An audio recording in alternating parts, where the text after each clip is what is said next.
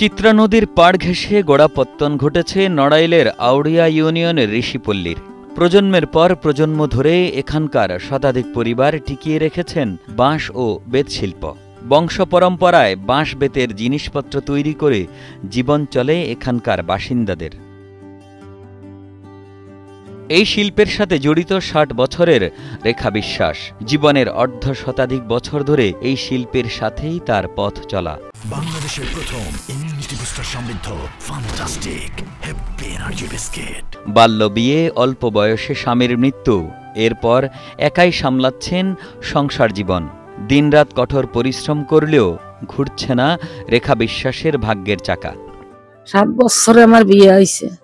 বিয়ে হয়ে তারপরে আমি শেখ না হইয়ে ৩ বছর পর তিনটে বাচ্চা হলে আমার স্বামী মারা যায়।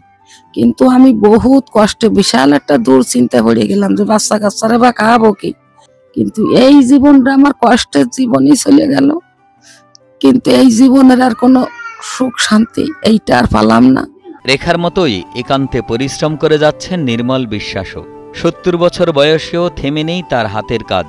তবে কষ্টের জায়গা একটাই, সবকিছুর দাম বাড়ে, কিন্তু বাড়ে না তাদের পণ্যের দাম।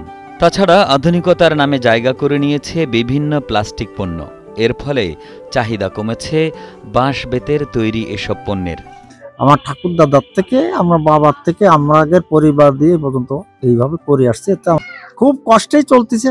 এতে আমাদের কোনো ব্যবসা বাণিজ্য কোনো জোরালো নাই, কোনো বেচা কেনা নাই। মালামাল তো সবই বর্তমানে ডাউন হয়ে গেছে। যাই তৈরি করি এ তো ইনামেল বা প্লাস্টিকের এগুলো বেরোয় গেছে, এর জন্য আমাদের এগুলো ডাউন পড়ে গেছে, যার জন্য আমরা ৫টার জায়গায় ৩টে বানালে বিক্রি করতে পারি না। আউড়িয়া গ্রামের প্রতিটি ঘরে যেন এক একটি ছোট্ট কর্মশালা। এখানেই তৈরি হয় ডালা, কুলা, চালন, ধামা ও ফুলের সাজি। তবে সমস্যার শেষ নেই, স্থানীয়ভাবে পাওয়া যায় না কোনো কাঁচামাল কেনা থেকে পণ্য তৈরির পুরো প্রক্রিয়াটাই সময় সাপেক্ষ আর ব্যয়বহুল।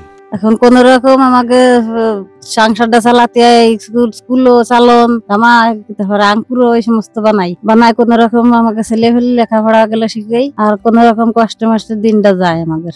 অভাব শুধু কাঁচামালের নয়, পুঁজিরও। ব্যাংক বা কোনো আর্থিক প্রতিষ্ঠানের সহযোগিতা না থাকায় উচ্চ সুদে ধার করা টাকায় একই বৃত্তে ঘুরছে এই শিল্প।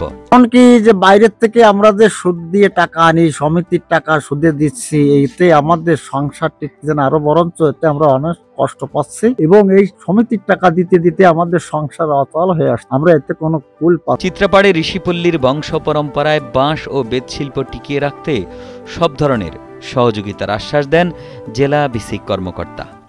পণ্যের মানও অনেক ভালো। তাদের এই পণ্যটা তারা দেশের বিভিন্ন প্রান্তে বিক্রি করে থাকে। তারা এখন আধুনিকায়নের দিকে যাচ্ছে।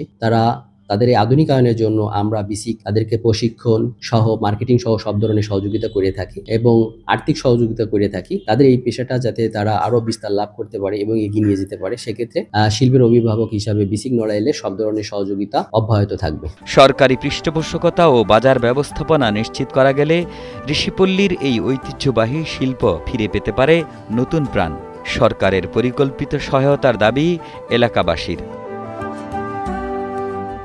নড়াইল থেকে কৃপা বিশ্বাসের পাঠানো তথ্যচিত্রে ডেস্ক রিপোর্ট, কালের কণ্ঠ।